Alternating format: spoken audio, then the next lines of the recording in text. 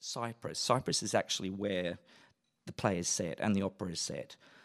And if you look at Cyprus at the time, Cyprus had gone backwards and forwards between the Muslim world and the Christian world, and the Venetians were ruling at this time. So we have actually set our production around 1500. So that was the world that we were looking at, and that made the companies very happy because it's a very lavish world, and to costume and to do the scenery for. It was an outpost. Lots of productions of Otello, I feel, are slightly misguided because the sets are very, very lavish. Well, Cyprus at that time really wasn't.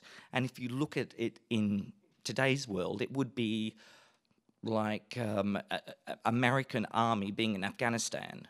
So it's not really, even though it's exotic, it's not particularly glamorous. And I think a lot of productions of Otello go for the big glamorous set, but it's actually more evocative of Venice than it is of Cyprus at that time. But I don't want to scare you because we've got that coming further down the path.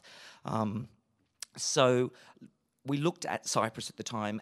The buildings were really all put up. They weren't going to be there for a long time. So it's a little bit, as I said, the army today going into Afghanistan and just making it work and making it functional. Now, the ruler coming to govern over Cyprus is Otello and his wife. They have come from Venice. So can you imagine if a big Washington wheeler-dealer, very powerful man, and his wife is obviously a society lady, has been taken to this outpost?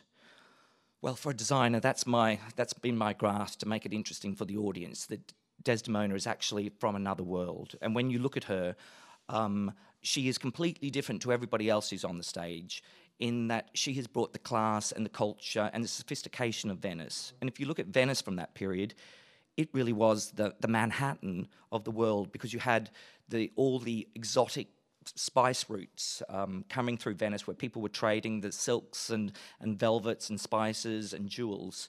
So Desdemona in her costumes actually represent that. But looking at the set, when I'm given an opera, something always strikes me first. It's either the world the opera is set in or the people that the opera is about.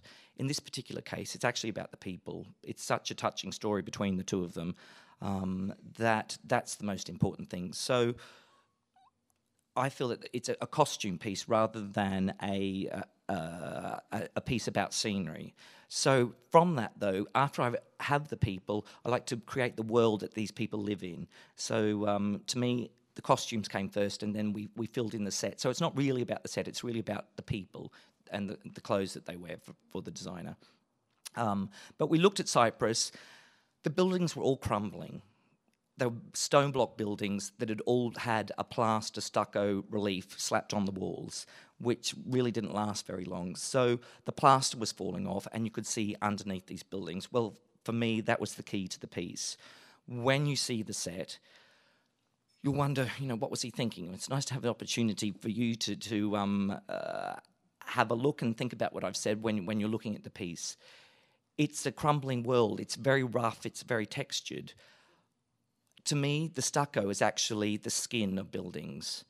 Underneath that plaster and the stucco is the stones and the flesh, if you like, which I made the link with Otello, that underneath the colour of skin, which is the stucco, the plaster, we are all human, we're all flesh underneath. So that's what I've tried to say in the set, if you like. So when you see the set, it's actually all very, very dark tones of red. It's blood red. And as the scenic painters were painting it, I said, I want you to keep in mind flesh, steak, so it feels like the walls are actually seeping blood.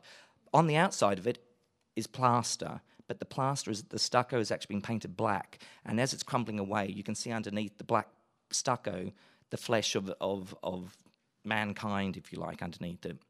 So we have a ruin.